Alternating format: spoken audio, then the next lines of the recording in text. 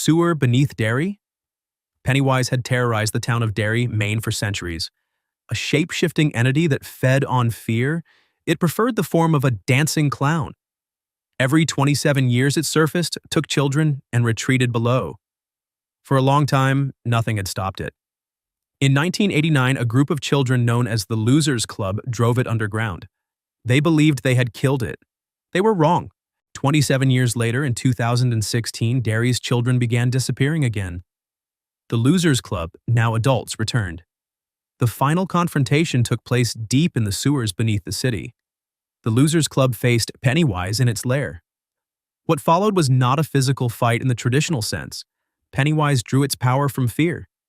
The more its targets believed in its strength, the stronger it became. The losers understood this. Together, they turned that mechanism against it. They stood their ground and refused to give it what it needed. They mocked it. They diminished it. With each refusal, Pennywise visibly weakened. Its form began to shrink. The towering, threatening figure became small. When it was reduced and exposed, Beverly Marsh reached into its chest and pulled its heart free. The heart was crushed. Pennywise collapsed. Its physical form fell apart. What had appeared immortal and untouchable for centuries was gone. The Losers Club walked out of the sewers. Derry, which had operated under a kind of collective darkness for as long as anyone could remember, began to change.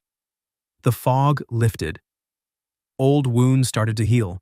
An entity that had survived for hundreds of years, that had fed on generations of children, was brought down not by force but by the removal of the one thing that had kept it alive. Leatherface's final stand. Leatherface had been a fixture of horror since 1974. A large, masked killer, operating out of rural Texas, he was defined by his size, his chainsaw, and his apparent inability to be stopped. Decades passed. Sequels came and went. He survived all of them. In 2022, Netflix released a direct sequel to the original film. It picked up 50 years later. A group of young entrepreneurs arrived in a depopulated Texas town called Harlow, hoping to revive it. Leatherface was still there. He had been living quietly, largely undisturbed. Their arrival changed that. What followed was a series of confrontations across the town and on a bus. Leatherface moved through the vehicle methodically, and the casualties were severe. Among the survivors was Melody, one of the young women who had come to Harlow. She became his primary target. The pursuit moved outside. Melody reached a vehicle and believed she had escaped. For a moment, it appeared she had. Then Leatherface came through the rear window. The attack was sudden and close. In the struggle, Melody's neck was cut. The wound was fatal. She did not survive. Her sister Lila, who had been present throughout the ordeal, witnessed the outcome from outside the vehicle. The car rolled away. Leatherface stood in the road as it disappeared. He did not pursue further. He turned and walked back toward the field. The final image of the film showed him retreating into the tall grass, still standing, still alive. Leatherface did not die in 2022. The film ended with him walking away. No confirmed on-screen death was recorded in this entry. After 50 years of sequels, reboots, and reinventions, his story remained without a definitive ending. Myers meets his end. Michael Myers had survived for 44 years. Across 13 films, he was shot, stabbed, burned, and thrown from a second-floor balcony. None of it was enough. He always came back. That reputation became the foundation of an entire franchise. In 2022, director David Gordon Green closed out his trilogy with Halloween Ends. The film positioned itself as a definitive conclusion. Michael was older now, weakened, and had spent years hiding in the sewers beneath Haddonfield. The final confrontation took place in the kitchen of Laurie Strode's home. Laurie had spent decades preparing for this moment. She had lost family to him. She had rebuilt her life around the possibility of facing him again. When the fight came, it was close and damaging for both of them. Laurie was injured.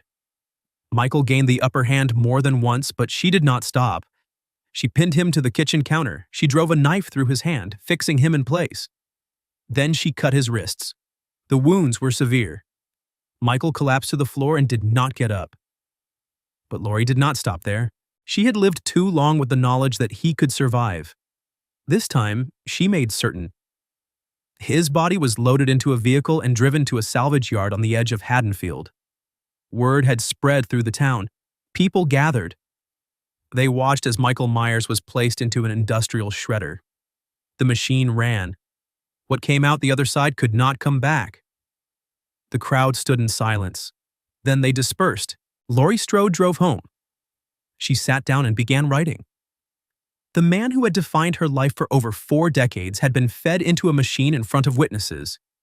There was nothing left to return. Krueger pulled through.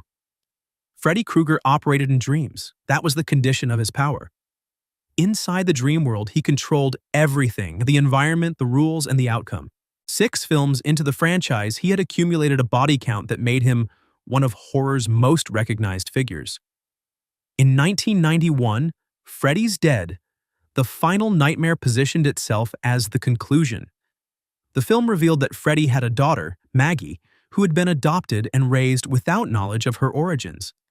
She was the last person connected to him by blood. That connection became the mechanism for his destruction. The film's logic was specific. Freddy could only be killed in the real world. As long as he remained inside the dream, he was untouchable. The solution was to pull him out. Maggie entered the dream and found him. She grabbed hold and pulled.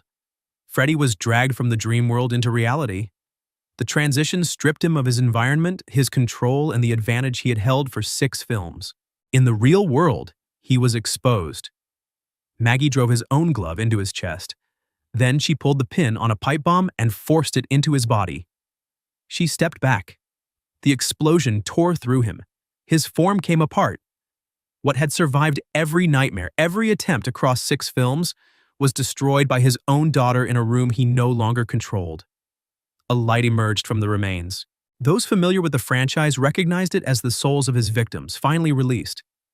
Freddy Krueger's power had always been contingent on one thing: staying in the dream. The moment that condition was removed, everything that made him dangerous went with it. Jason dragged under. Jason Voorhees had died before, multiple times across multiple films in multiple ways. He had been drowned, stabbed, electrocuted, and blown apart. Each time, he returned. By the time the franchise reached its 9th entry, the question was no longer whether Jason could be stopped. It was whether the rules even applied to him. In 1993, Jason Goes to Hell, the final Friday, introduced a different framework. The film established that Jason was not simply a large man who refused to die. He was something older and harder to define. His essence could transfer between bodies. Killing the body was not enough. Something more specific was required. The film revealed that a Voorhees family member was the only person capable of sending him to hell permanently. The weapon was a particular dagger. The condition was blood relation. Both elements had to be present for the kill to hold. Jason's half-sister Diana was already dead by the film's midpoint. That left her daughter Jessica as the only living relative. Jessica had spent most of the film trying to survive. Now she was the only person who could end it. In the final confrontation, Jason came for her. The fight was close. Steven, Jessica's partner, held Jason long enough. Jessica drove the dagger into Jason's chest.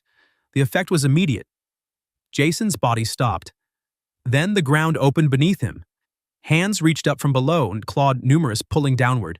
They took hold of him and dragged him under. The earth closed. Jason Voorhees disappeared into the ground in front of witnesses. The dagger had worked. The condition had been met.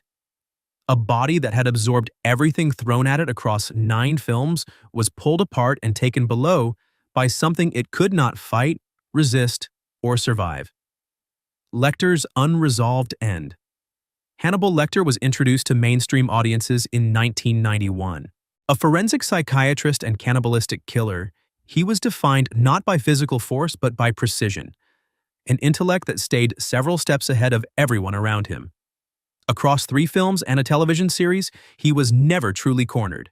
He escaped. He planned. He endured. The NBC series Hannibal, which ran from 2013 to 2015, became the most complete version of his story. Over 3 seasons, it traced his relationship with FBI profiler Will Graham, a connection that was equal parts professional, psychological, and deeply destructive. Will understood how Hannibal thought. That understanding cost him nearly everything. The third season finale brought both men to a cliff overlooking the ocean. They had just faced and killed a common enemy together, Francis Dollarhide. The fight left both of them injured. What came next was not planned. Will pulled Hannibal close and stepped backward. Both men went over the edge. The fall was real, the cliff was high. Neither man was shown surviving the impact with the water below. The camera did not follow them down. The series ended there. What the finale did not show was a confirmed death. No body was recovered on screen. No official declaration was made within the narrative. The showrunner Brian Fuller later acknowledged the ambiguity was intentional. A post-credits scene showed Bedelia du Maurier seated at a dining table set for 3, one leg missing, suggesting Hannibal had survived. But this was implication, not confirmation. Hannibal Lecter's fate at the end of the series remained officially unresolved. A character who had controlled every outcome across decades of storytelling met an ending that the story itself declined to close. Chucky shot down. Chucky had one advantage that most killers did not. He was a doll. 6 years old in appearance, roughly 2 feet tall, easy to dismiss. That was the point. Charles Lee Ray, a convicted serial killer, had used a voodoo ritual at the moment of his death in 1988 to transfer his soul into a good guy doll. The body was small, the intent was not. The doll ended up in the hands of 6-year-old Andy Barclay in Chicago. Andy's mother Karen bought it from a street vendor, unaware of what it contained. Strange things began happening immediately. Andy told his mother the doll was alive. She did not believe him. Nobody did. That changed. A babysitter died. A colleague of Karen's was pushed from a window. Andy was placed in a psychiatric facility. Chucky moved freely because adults kept underestimating what they were looking at. The film's logic established one specific vulnerability. The longer Chucky remained in the doll's body, the more human it became. That process was already underway. When Karen discovered the doll's batteries had never been installed, meaning it had been operating without a power source, the reality of the situation became impossible to deny. Chucky came for Andy. Karen and Detective Norris intervened. Chucky was set on fire in the fireplace. He kept moving. Norris shot him. He kept moving. Andy retrieved Norris's service weapon and shot Chucky in the chest. The body stopped. The doll that had moved through an entire film on Will and transferred consciousness went still on the bedroom floor. Andy Barclay was 6 years old. He was the one who fired the shot that ended it. The killer who had terrorized an entire city was brought down by the child he had spent the film trying to destroy. Queen blown into space. The alien queen had established herself across the entire second film. Larger than anything else on screen, she commanded the hive aboard the colony on LV-426, directing drones, producing eggs, and operating with a level of intelligence that separated her from the other creatures. She was not simply dangerous. She was in charge. In 1986, aliens directed by James Cameron brought a Colonial Marines unit to the colony after contact was lost. Most of the Marines did not survive the encounter. Ellen Ripley, a warrant officer who had faced one of these creatures before, emerged as the person most capable of understanding what they were dealing with. The survivors evacuated. They believed it was over. It was not. The Queen had attached herself to the underside of their dropship during liftoff. She tore through the landing bay of the Sulaco and came for Ripley directly. Ripley was already in the power loader, an industrial exoskeleton used for moving heavy cargo. It stood roughly 4 meters tall and gave her the physical means to match the Queen's size. The confrontation was direct.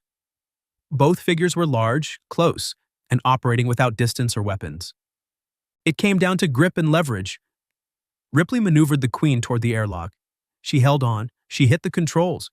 The airlock opened. The pressure differential did the rest. The Queen was pulled outward into the vacuum. Ripley held the loader's frame and did not release until the Queen was gone. She then sealed the airlock. The Queen that had survived an entire planetary colony, directed an entire hive, and tracked a single human across a moving spacecraft, was expelled into open space at the edge of the atmosphere. Nothing followed. The airlock closed. The Sulaco continued on course.